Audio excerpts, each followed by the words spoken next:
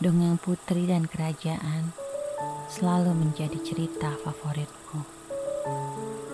Ending story menikah dengan seorang pangeran adalah scene yang paling kutunggu-tunggu. Begitulah aku, pengagum dongeng sejati dengan cerita yang selalu berakhir happily ever after. Sehingga cinta sejati adalah impianku.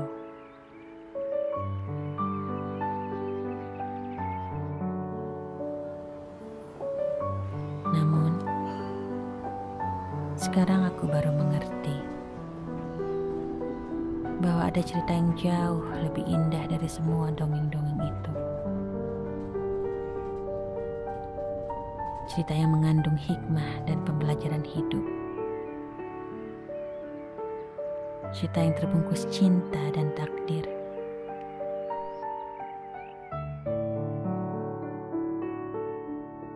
Cerita yang ditulis langsung oleh Sang Maha Kuasa, yaitu kisah kehidupan manusia.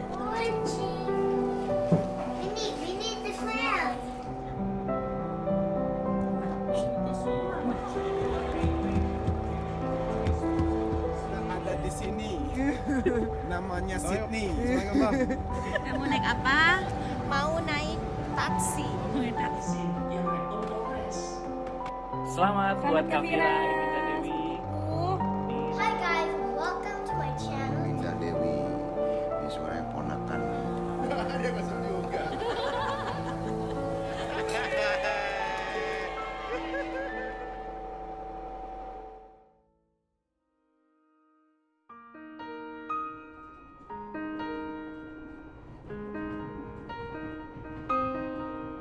Irene Handono adalah kisah seorang insan yang aku pilih sebagai salah satu cerita terindah.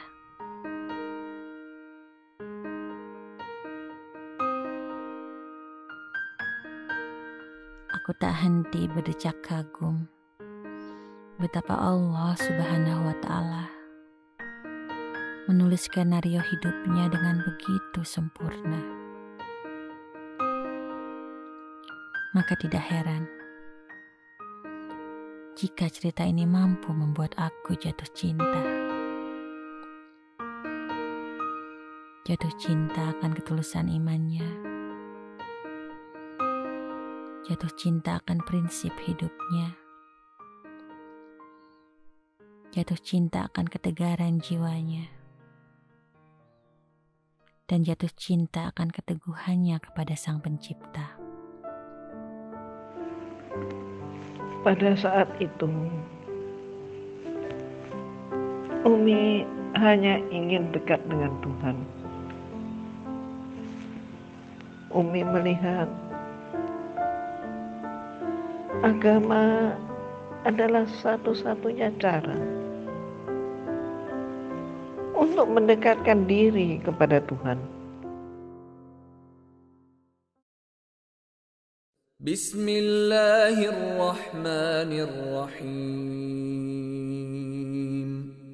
Qul huwallahu ahad, Allahus samad, lam yalid wa lam yulad, wa lam yakul lahu kufuwan ahad.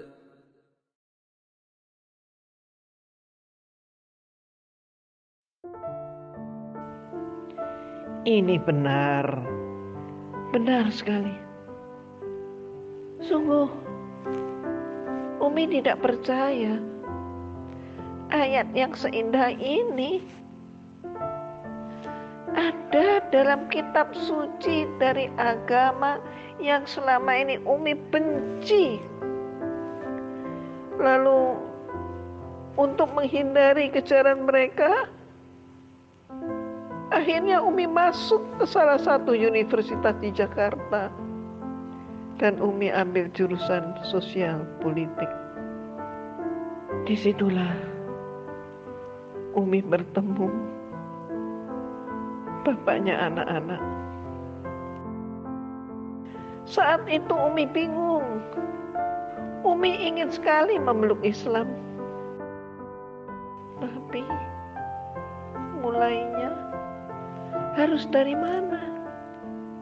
Umi harus bagaimana? Umi berharap dengan menikahinya dia bisa mendidik Umi. Paling tidak kita bisa mencari Islam bersama-sama. Itu harapan Umi. Tapi semua tidak seperti yang Umi harapkan. Ternyata dia sangat membenci Islam. Cacian demi cacian, ancaman demi ancaman terus terlontar dari mulutnya. Akhirnya Umi lari dari rumah dengan membawa ketiga anak Umi. Gak ada pilihan lain. Umi memilih untuk cerai. Makanya Umi bersikeras untuk membangun pondok mu'alafah ini. Karena Umi berpikir cukup Umi saja yang merasakan bagaimana sulitnya mencari Islam.